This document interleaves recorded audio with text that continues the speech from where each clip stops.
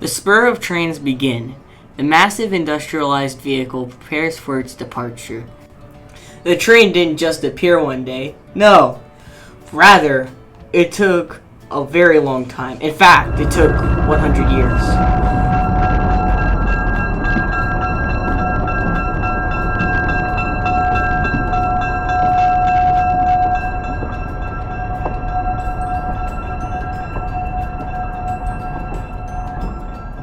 The Allentown Railroad attempted to build a line that would become the Kutztown branch.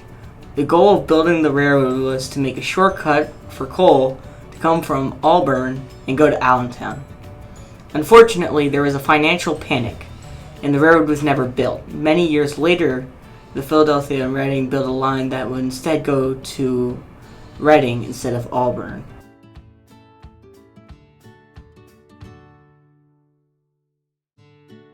And it would have a connection at Port Clinton.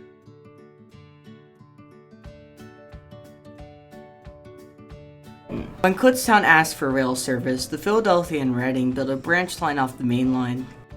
This was the same main line that replaced the old Allentown Railroad. Therefore, it is also built over the railroad bed that the railroad was supposed to be built over. It all measures up to about 4.4 miles, and this is truly how the railroad began. The Kutztown station is ready for the train to depart. The farmers of Kutztown are ready to export their resources to towns nearby. This train would be so successful that it would connect commerce from agriculture and industry. While connecting commerce, it would also completely avoid the economic crush that most towns had suffered.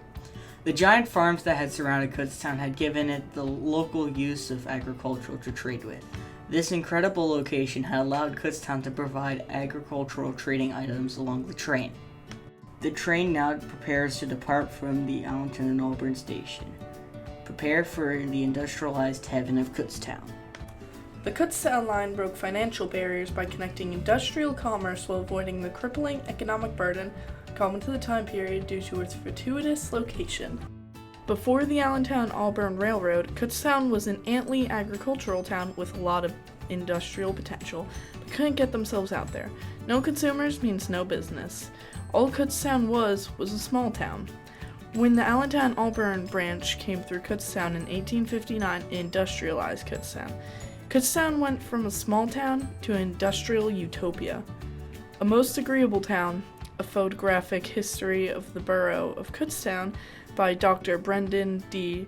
Strassler, documents in 1889 to 1915, brought more business to Kutztown than any other point in the town's industry. The Kutztown Foundry was one of the businesses that came to Kutztown in that time period. The foundry became Berks County's biggest business. Kutztown started off proficient in agriculture and became rather proficient in a diverse variety of industrial commerce. The train started off circulating Kutztown's agriculture, but then started bringing back businesses, ideas, and much more. With these new businesses that had come to Kutztown, this allowed for our economy to finally rise. Since the train had also brought in people, it allowed more customers to spend more money within these businesses. Kutztown has shown more economic success than other farm towns. Since we had constructed this train, this had allowed for our small farm community to grow exponentially. Two main industries had now been able to flourish within the Kutztown community. The businesses of agriculture and factories, shoemaking industry had now been set into Kutztown. While the train had connected commerce, it also had completed the task of dodging the crippling burden of its own economic weight. Other towns had spent everything on the train. A famous example of this locally is the example of the Berksey line. According to the Lynn Heidelberg Historical Society, this line had wanted to build a route from Lehigh Valley's lush coal to Wilmington through a merger with another railroad called the Reading and Wilmington. Other towns had requested the railroad to go through them. The towns had put money into supporting the line being built into their towns. The towns did get the proper money they had wanted, but the physical train route could not complete their deadlines for financing. It also did not merge with the Reading and Wilmington. Therefore, the railroad, despite being a success amongst the towns, collapsed. With the train not being able to withhold its own finances, towns couldn't rely only on the train anymore for money. When these towns invest so much into the train and no major economic boom comes back, these towns are essentially ruined. Since these other towns couldn't control the freight, they didn't get the economic boom they had wanted. Kutztown, on the other hand, hadn't spent every single penny on the Allentown and Auburn. This allowed Kutztown to control the freights. Most of the freights had transported agricultural items such as milk, wheat, and corn. This means that Kutztown could spread their agricultural items to many other towns, henceforth connecting the industrial commerce. Due to these items that Kutztown had traded, it gave us the proper economic boom, unlike how other towns had ended up. Kutztown had brought in new businesses such as Beckerman Shoe Co. in 1889, Saucony Shoe Co. in 1898, and Ritter and Fisher Furniture. Some businesses had sold items such as shoes, furniture, meats, and metal. These businesses had given Kutztown the proper economic boom that was expected by most towns. With this new economic boom, Kutztown had been greatly affected by the new train. Despite the failure of the railroad's original purpose, the location of the route could not be more lucky. The line measures around 4.4 miles, and both towns were small. So then, how was the railroad's location lucky? Well, the borough of Kutztown may have been small, but the farms around it were not. This gave the railroad an entire empire of farms. That is what began the tiny 4.4 miles journey of becoming the most profitable 4.4 miles on the Reading. The location was also lucky because Kutztown has a university. The railroad transported people to the college. Later, the railroad brought in industry, including Kutztown's foundry, which became Berks County's biggest company at one point, the Kutztown Post Office, and Kutztown's quarry and stone crusher. Before you know it, Kutztown's flocking with businesses, and businesses are flocking the railroad. This railroad had essentially connected two major forms of industry. It had connected the Royal Farm area and industry to the shoe and factory company.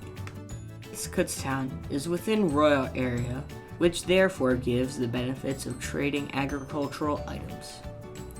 This means that Kutztown had the best of two worlds by having the train to bring in industry and by using the farms for agricultural industry. This also allowed citizens to be connected with the main line that went from Philadelphia to Reading. The Allentown and Auburn have broken barriers with avoiding economic crippling due to its location and with a connecting commerce. These are all reasons why Kutztown is so well developed today. These are also reasons why the railroad is important to the community, since it's important to the borough which now owns the railroad, but the current railroad operator, which is the Allentown Auburn Railroad, which is not owned by the borough but pays the borough to operate on it. The railroad is a treasured part of the community, and therefore special events are held on the railroad. This year, on January 10th, Mayor Jim Slagle held the Kutztown's 150th anniversary on the railroad. The Allentown and Auburn have provided many new opportunities for the citizens of Kutztown. This new train had not only allowed families to travel to other towns to meet with their family, but rather started a new trade usage. Kutztown was now put on the map. With the new university located within the town, college students would arrive via the train. This train had connected the usage of the agricultural industry to the factories and other mass production usages. While it had connected to the local usage of farms and massive industrialized area, it also avoided being destroyed economically. This was very unlike for many other towns. Many other towns had usually spent everything on the trains, but due to the spending of all their money on the train, it would usually end in the train ultimately failing. Whilst many other trains had failed due to the excess amount of funds on the train, the Allentown and Auburn had spent this huge amount of money to eventually cripple itself. Not only did the train not entirely cripple itself economically, but due to its incredible location, it also given the train many more opportunities.